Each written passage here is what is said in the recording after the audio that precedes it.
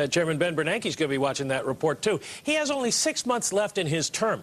Will President Obama reappoint him or name someone new to take the helm? Here to weigh in, we're joined by Lyle Granley. He's a former Fed governor. He's chief economic market strategist at Soleil Securities. Thomas McCabe, Lyle, he predates me. He was the only Fed chairman to serve just one term other than G. William Miller, who only spent 2 years before moving to the Treasury Department. History suggests that Ben Bernanke will get the job again. I think he will, and I think he should.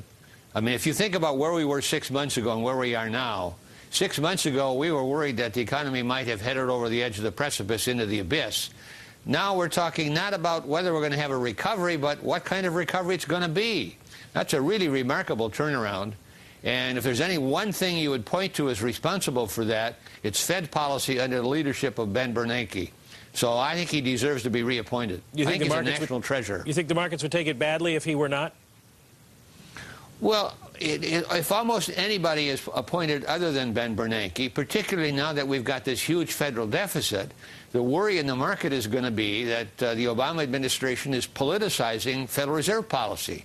That would be very, very bad news. So I think it would be very wise for the president to take that into account in his choice of the next chairman.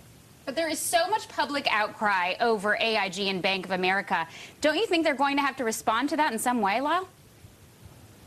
Well, I think that's inevitable, yeah, but I think anybody who goes up there to be the next Fed chairman is going to have to recognize that these measures were necessary. They were appropriate. Yes, they did involve putting taxpayers' money at risk, but there really wasn't any alternative. Here's a wild card. There are 2 empty Fed seats right now. Governor Kevin Warsh has suggested he might like to leave the board, and Don Cohn, the vice chairman, is talking about retiring. If we lost Bernanke, we'd have 5 rookies making monetary policy just at the time the Fed is going to be thinking about raising interest rates. Is that something that anybody wants to see? No, and all the more reason for keeping Bernanke in there. I mean, Bernanke is probably the best guy to do what has to be done down the road, which is to get back to more normal levels of interest rates and shrink the Fed's balance sheet. And the experience that Bernanke has had weighs very importantly in his reappointment, I think. Well, suppose the administration does want to make a change. Let's just play the guessing game. If not Ben, whom? Well, there are a number of names being bandied about. Roger Ferguson, Alan Blinder, Janet Yellen, Christina Romer, people like that. They're all qualified people, but I still think Bernanke is the man that the president ought to reappoint. How would Larry Summers go over? Well, he wouldn't probably have the kind of immediate connections with his colleagues at the Fed that Ben Bernanke has had. Ben Bernanke is very well respected.